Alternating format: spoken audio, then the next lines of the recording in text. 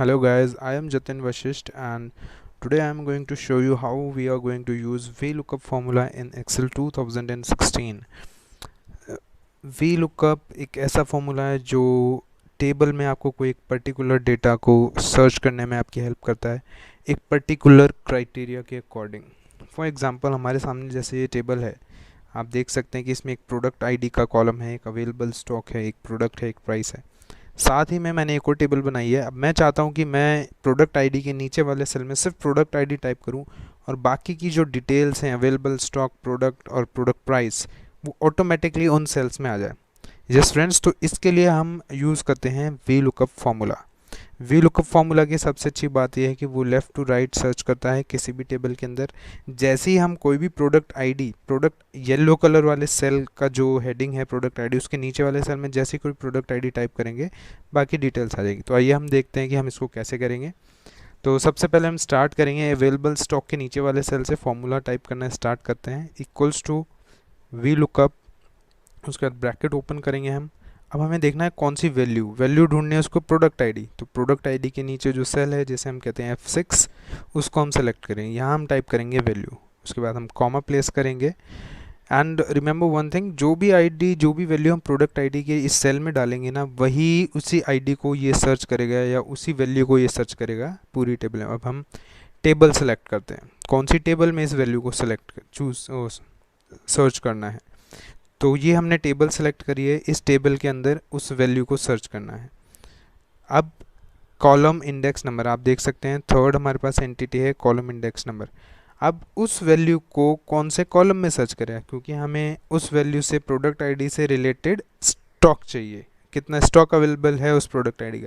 तो available stock का column है 2, क्योंकि जो टेबल होती है जब भी हम VLookup फॉर्मूला यूज़ करते हैं, हम टेबल में जो कॉलम होता है उसका नंबर डालते हैं, कॉलम नेम नहीं डालते, ABC ऐसे नहीं डालते हम, कॉलम नंबर। तो आप देखें प्रोडक्ट आईडी कॉलम नंबर 1 है, अवेलेबल स्टॉक कॉलम नंबर 2 है, प्रोडक्ट कॉलम नंबर 3 है, प्राइस कॉलम नंबर 4 है। तो अवेलेबल स्टॉक के लिए हम यहाँ पर कॉलम नंबर डालेंगे 2, जो कि उसका नंबर है जिस टेबल को हमने सेलेक्ट किया। सिमिलरली अब नेक्स्ट हमारे पास है ट्रू या फॉल्स। ट्रू वैल्यू के लिए हम 0 यूज़ करते हैं, सॉरी फॉल्स के लिए मतलब एग्जैक्ट मैच के लिए हम 0 यूज़ करते हैं, और बाकी वैल्यू के लिए, अप्रॉक्सीमेट वैल्यू के लिए हम 1 यूज़ करते हैं। तो अब मैं यहाँ पर एक बार मैंने ये फॉर्मूला अप्लाई कर दिया है। एक बार मैं यहाँ प्रोडक्ट आईडी डालकर इस फॉर्मूले को वेरीफाई करूँगा कि ये प्रॉपर्ली अप्लाई हुआ है या नहीं। अब मैं यहाँ पर प्रोडक्ट आईडी डालता हूँ 1233 और प्रेस एंटर।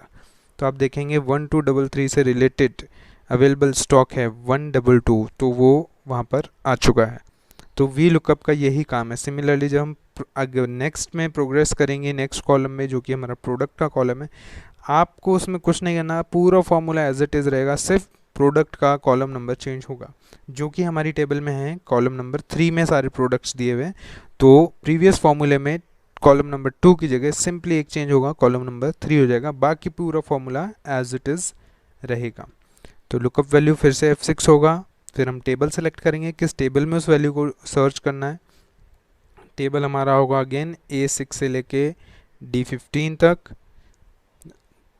और उसके बाद हम कॉलम इंडेक्स नंबर जो कि हमारा हो जाएगा 3, क्योंकि थर्ड कॉलम में हमारे पास प्रोडक्ट की लिस्ट है।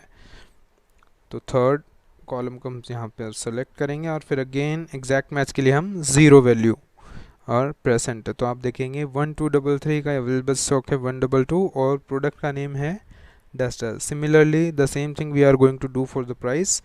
Again, type the formula, bracket start, lookup value again F6, then comma, same value for the table array, comma, just the change is in the column index number. Here we will select column number 4. Then we will press 0 for the exact value, and if you want an approximate match, you can press 1. Close the bracket, या bracket close करेंगे and then press enter. तो आप देखोगे हमने सिर्फ ID enter करी, उससे हमारा अवेलेबल स्टॉक, प्रोडक्ट और प्रोडक्ट प्राइस तीनों डिटेल्स ऑटोमेटिकली फेच होकर इस टेबल में आ गई। कॉज कहीं हम जाते हैं, किसी कंपनी में हम वर्क करते हैं, डेटा बहुत लेंदी डेटा होता है, उसमें 1000 एंट्रीज होती हैं, लैक्स एंट्रीज होती है, तो उस केस में डेटा सर्च करना बहुत ही हेक्टिक टास्क हो जाता है। उसके लिए हम वी लुकअप यूज़ करते हैं।